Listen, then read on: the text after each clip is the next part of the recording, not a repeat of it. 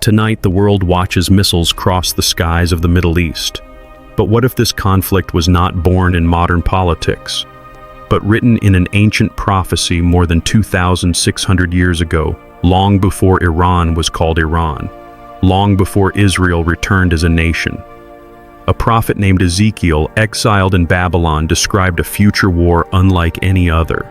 He wrote about a mysterious leader called Gog, and a coalition of nations rising from the north, the east, and the south: Persia, Magog, Gomer, Togarma. For centuries, those names rested quietly on the fragile pages of an ancient scroll. But today, the map of the Middle East looks eerily similar to the world Ezekiel described. Iran, once Persia, Russia from the far north, Turkey rising in power. Is it coincidence? Or are we witnessing the opening movements of a prophecy unfolding before our eyes? Tonight we are not chasing headlines, we are opening an ancient scroll. And to understand the war Ezekiel saw, we must first begin with a miracle that seemed impossible for nearly 2,000 years. For almost 2,000 years, the prophecy of Ezekiel seemed impossible. Israel did not exist. The people of Israel had been scattered across the earth like dust carried by the wind of history, from the marketplaces of North Africa to the cold villages of Eastern Europe, from the mountains of Yemen to the trading ports of India. Jewish communities survived in exile, speaking different languages, living under different empires, yet carrying the same ancient memory. Jerusalem was gone, the kingdom of David was gone, and for centuries many believed the story of Israel had ended forever. Empires rose and collapsed across the Middle East. The Roman Empire fell into ruin. Islamic caliphates expanded across continents. The Crusaders came and vanished. The Ottoman Empire ruled Jerusalem for nearly 400 years. Generation after generation passed, and still the prophecy waited. Because 600 years before the birth of Christ, while living in exile in Babylon, the prophet Ezekiel described a vision so strange that even his own generation could barely understand it. He said he was carried by the Spirit of God into a valley, not a valley of life, but a valley filled with bones, dry bones, ancient bones scattered across the ground as if the memory of an entire nation had been reduced to dust. Then came the question, a question that still echoes across the centuries. Son of man, can these bones live? From a human perspective, the answer was obvious. Nations that disappear for centuries do not come back. Empires can fall, cities can be rebuilt, but a people scattered across continents for 2,000 years. History has no precedent for such a resurrection. Yet in the vision, something extraordinary begins to happen.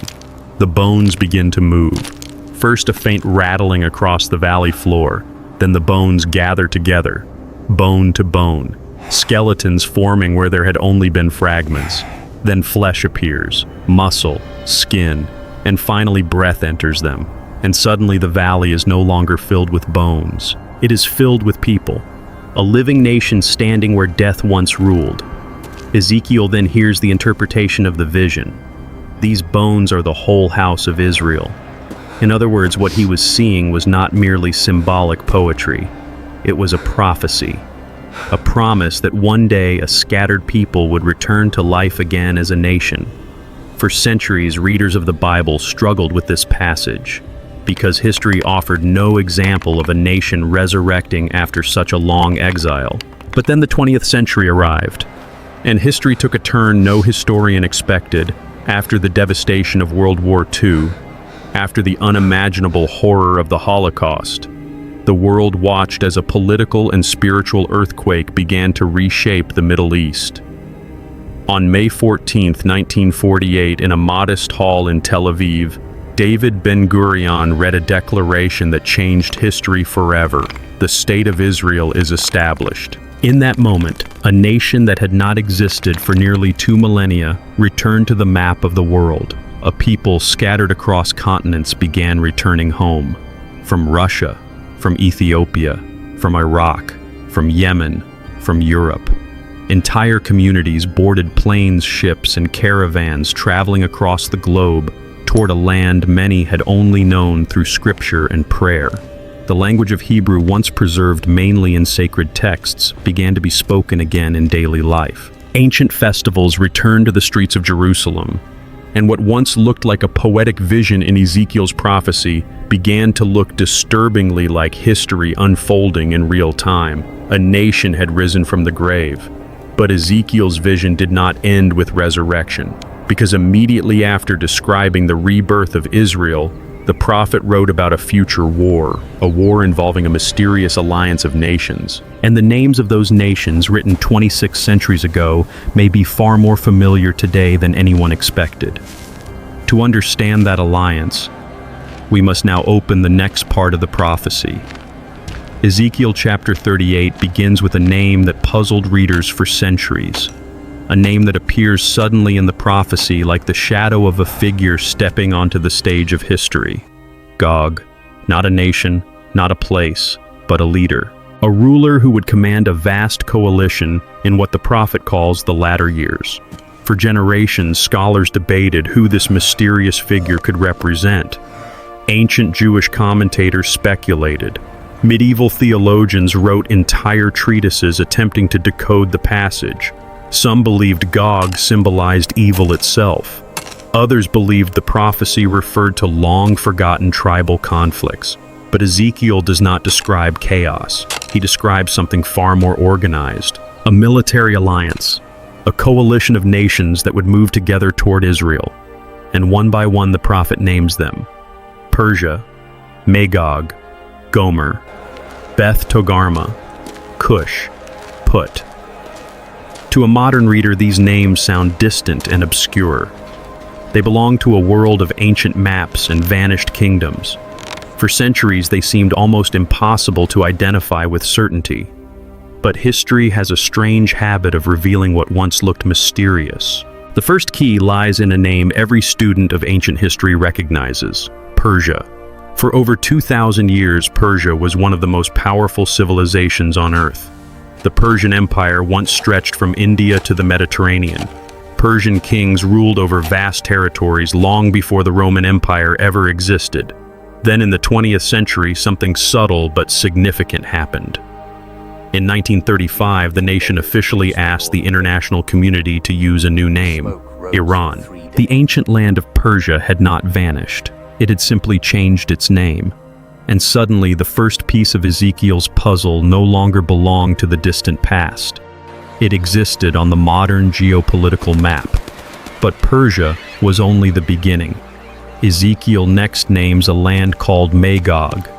Ancient historians like Josephus associated Magog with the peoples who lived far to the north of Israel beyond the Black Sea and the Caucasus Mountains. These were vast territories inhabited by powerful tribes and expanding civilizations, regions that over centuries would become linked with the northern Eurasian world. Today, many interpreters associate this northern power with territories historically connected to what we now call Russia.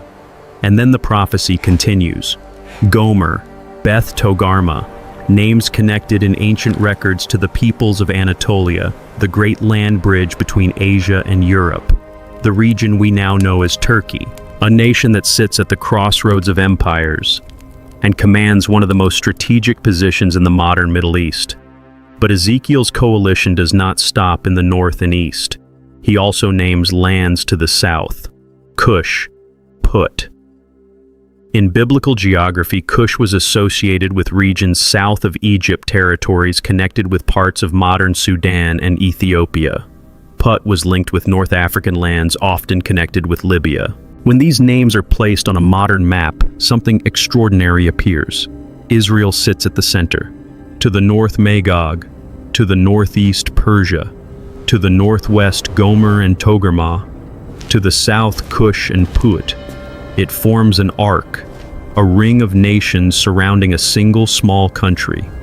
But Ezekiel is not merely describing geography, he is describing movement. The prophecy says these nations will gather together under a single leader and advance like a storm, a great company and a mighty army. For centuries, readers assumed such a coalition was symbolic, perhaps a poetic image of chaos in the final days. But today, the names in Ezekiel's prophecy no longer belong only to ancient scrolls. They appear on news broadcasts, in diplomatic negotiations, in military alliances.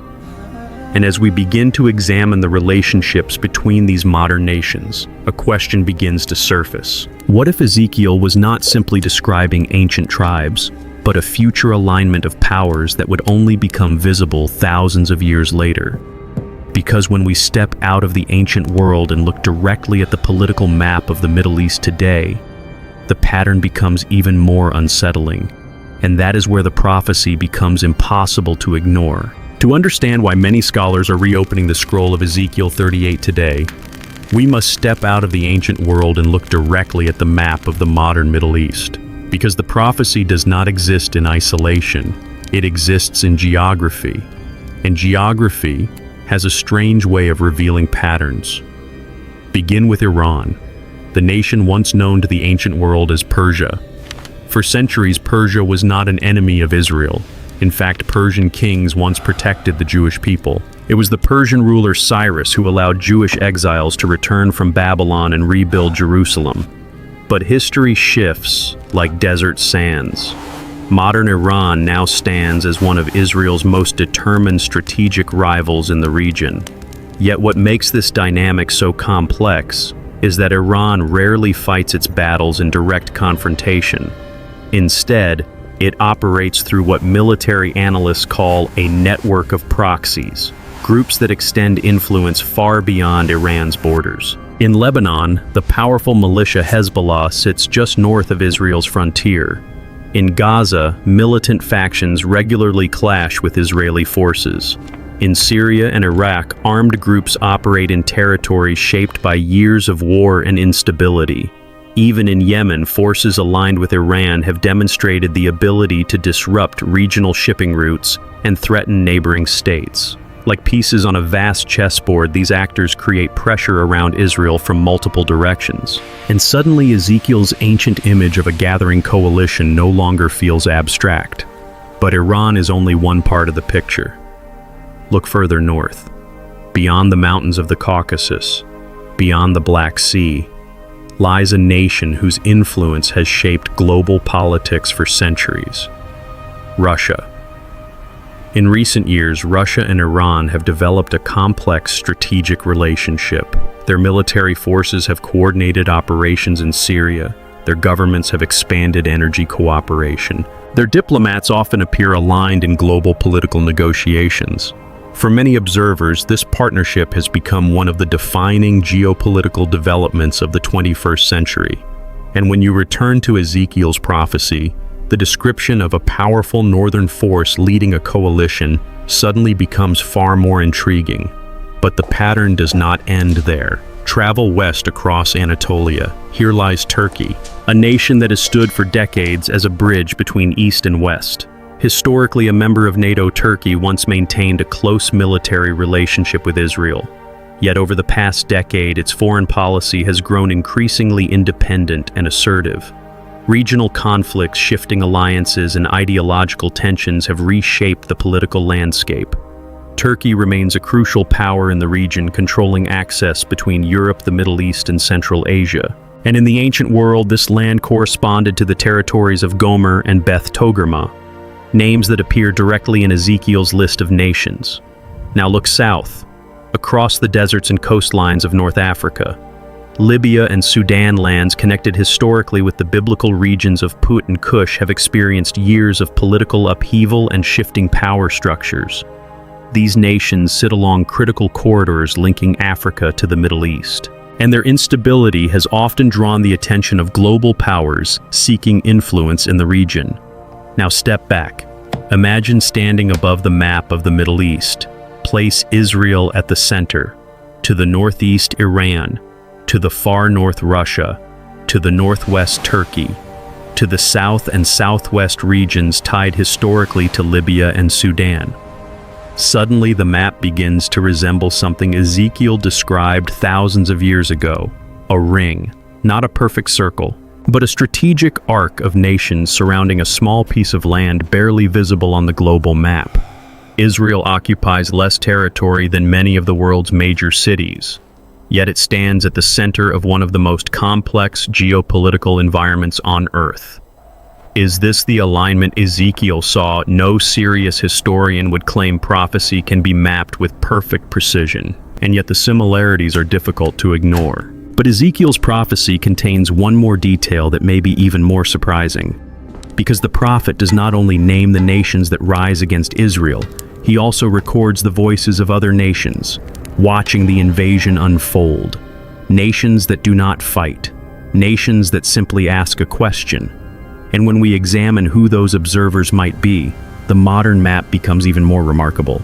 Because some of the countries Ezekiel described as standing on the sidelines are now forming unexpected relationships with Israel itself. And that is where the prophecy begins to take an even more astonishing turn. Here is the detail many readers of Ezekiel overlook. The prophecy does not only describe the nations that rise against Israel, it also records the voices of those who do not. In the middle of the gathering storm, Ezekiel suddenly shifts the scene. Instead of armies marching, we hear a question echo across the pages of the ancient text. Have you come to take plunder? Have you gathered your armies to seize silver and gold, to carry away livestock and goods? It is a strange moment in the prophecy. These nations are not fighting. They are watching, observing the invasion from a distance. And Ezekiel gives them names: Sheba, Dedan, and the merchants of Tarshish. To modern readers, these names may sound obscure, but to people living in Ezekiel's time, they were well known. Sheba and Dedan were ancient trading regions of the Arabian Peninsula. Their caravans traveled across deserts carrying spices, incense, precious stones, and luxury goods between Africa, Arabia, and the Mediterranean world. These lands correspond closely with parts of what we now know as Saudi Arabia and the Gulf states. But Ezekiel does not describe them as warriors. Instead, they appear as observers, nations whose interest lies in commerce, trade, and economic stability rather than war. Then comes another intriguing phrase: the merchants of Tarshish and all her young lions. Tarshish is one of the most mysterious locations in the Bible. Ancient texts associate it with distant maritime trading powers, places connected by sea routes rather than desert caravans. Many historians believe Tarshish referred to far western trading centers of the ancient Mediterranean world, possibly regions connected with ancient Spain or other seafaring economies. In other words, Tarshish represents a world of merchant ships and economic networks, not conquering armies. Because what Ezekiel describes here is not simply geography. It is a political posture, a group of nations watching a major conflict unfold, asking questions, but not directly entering the war. For centuries, this detail seemed almost irrelevant. But when we turn to modern history, something remarkable begins to appear. In 1979, Egypt, once one of Israel's fiercest adversaries, signed a peace treaty with the Jewish state.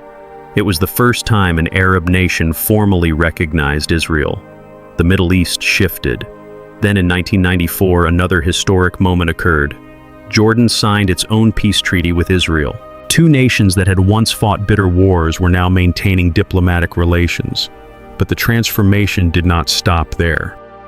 In 2020, a series of agreements known as the Abraham Accords reshaped the political landscape of the region. The United Arab Emirates normalized relations with Israel. Soon after, Bahrain followed. Economic partnerships expanded, air travel opened, trade agreements emerged between countries that once stood on opposite sides of the political divide, and quietly in the background, discussions have continued about a potential future relationship between Israel and Saudi Arabia. For the first time in modern history, parts of the Arabian Peninsula, lands associated with Sheba and Dedan in the ancient world, are developing diplomatic and economic connections with Israel. Not alliances for war, but partnerships built on trade security and regional stability. Now consider the pattern again. On one side of the map, Ezekiel describes a coalition forming. On the other side, he describes nations watching from the sidelines, not attacking, not defending, simply asking a question. Have you come to take plunder? In other words, observers. concerned about the consequences of a war that could disrupt the entire economic order of the region. Is this the alignment Ezekiel envisioned? No one can say with certainty. But the pattern he described, warriors on one side, merchants and observers on the other, now echoes through the political realities of the modern Middle East. And yet the prophecy still has one final chapter, because Ezekiel does not end the story with diplomacy or military strategy. He ends it with something far more dramatic, a moment when the war reaches its climax, and the outcome is decided not by human armies but by an intervention that shakes the earth itself. And when that moment arrives in the prophecy, the entire purpose of the conflict becomes clear. This is where the prophecy takes a sudden and dramatic turn. Up until this point, the story feels like the unfolding of a geopolitical conflict, alliances forming armies, gathering nations, surrounding a small land at the center of history. But Ezekiel's vision does not end with military strategy. It ends with something far more unsettling. Because when the coalition finally moves against Israel, the prophet describes an outcome that no battlefield commander could predict. Ezekiel writes that the armies advance like a storm, a massive force moving across the land. He describes them as a cloud covering the mountains of Israel, an image of overwhelming numbers and unstoppable momentum. From a purely human perspective, the outcome seems inevitable. A small nation surrounded, a vast coalition advancing. But then the prophecy shifts, and the language changes. God speaks. "My wrath will be roused in that day." Suddenly, the conflict is no longer only between nations. It becomes a moment of divine confrontation. The first sign is an earthquake, not a minor tremor, but a great shaking that Ezekiel says will be felt across the land by people, animals, and even the mountains themselves. The prophet describes cliffs collapsing, walls falling, the landscape itself trembling under the force of the event. In the ancient Hebrew imagination, earthquakes were often seen as moments when the invisible world touched the visible one, moments when heaven interrupted history. But the earthquake is only the beginning. Ezekiel then describes something even more chaotic. Confusion spreads through the invading armies. Soldiers begin turning their weapons against one another. Alliances collapse into panic. What began as a united military campaign dissolves into disorder. And then the sky itself becomes part of the battlefield. The prophet describes torrential rain, great hailstones falling from above, fire, and sulfur. The imagery echoes earlier moments in the Hebrew scriptures, scenes of divine judgment that readers would immediately recognize. The destruction of Sodom and Gomorrah, the plagues of Egypt, moments when natural forces seem to move with a purpose beyond human control. And the result, according to Ezekiel, is devastating. The massive coalition that marched confidently toward Israel collapses. Not through superior tactics, not through a surprise military maneuver, but through a series of events that the prophet attributes directly to divine intervention. In the aftermath, Ezekiel describes a landscape filled with the remnants of war, weapons abandoned, battlefields stretching across valleys and mountains. The scale of the destruction is so vast that the prophet gives two remarkable details. First, the weapons left behind by the defeated armies are collected and burned, not for days, not for months, but for 7 years. Then comes another detail. The number of casualties is so great that it takes 7 months for the people of the land to bury the dead and cleanse the battlefield. Scholars have debated these descriptions for centuries. Some interpret them symbolically. Others believe Ezekiel was describing events exactly as he saw them in his vision. But regardless of how one understands the imagery, the message of the prophecy is unmistakable. The purpose of this war is not merely political, it is revelatory. Ezekiel says the outcome will send a message far beyond the borders of Israel, because the final words of the prophecy reveal the deeper meaning of everything that has taken place. Then the nations will know that I am the Lord. In other words, the climax of the story is not simply the defeat of an invading army. It is a moment when the world is forced to confront a deeper question. Who truly governs history? Empires rise, armies gather, leaders form alliances. But in Ezekiel's vision, the final chapter of the conflict reveals something greater than geopolitics. It reveals sovereignty, a reminder that the course of history, even in its most violent moments, may still be guided by a power beyond human calculation. And that is why the prophecy of Gog and Magog continues to fascinate readers across centuries. Because every generation that watches events unfold in the Middle East eventually asks the same question. Are these merely the repeating cycles of history, or are we witnessing the slow approach of a moment Ezekiel saw thousands of years ago, when the nations themselves would recognize the hand behind history? For centuries, the prophecy of Gog and Magog rested quietly in the book of Ezekiel, a mysterious vision of nations' alliances and a war that seemed too distant, too impossible to ever become reality. But today the world looks different. Israel has returned as a nation. The countries Ezekiel named still exist, and the alliances forming across the Middle East are beginning to resemble the ancient map written nearly 26 centuries ago. Does this mean the prophecy is unfolding now? No one can say with certainty. Prophecy often reveals its meaning only when history has already begun to move. But what is clear is this: the Bible has an uncanny way of describing tomorrow long before tomorrow arrives. If this journey through prophecy made you see these ancient words differently, take a moment to like the video, subscribe to the channel, and share it with someone who enjoys exploring the deeper mysteries of Scripture.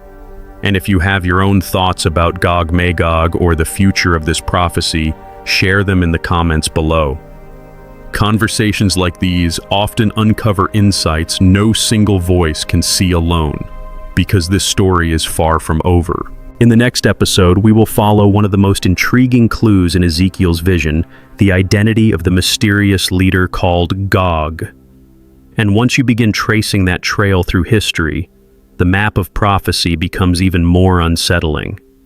Until then, keep reading the ancient texts, because sometimes the past is not behind us at all, sometimes it is quietly revealing the future.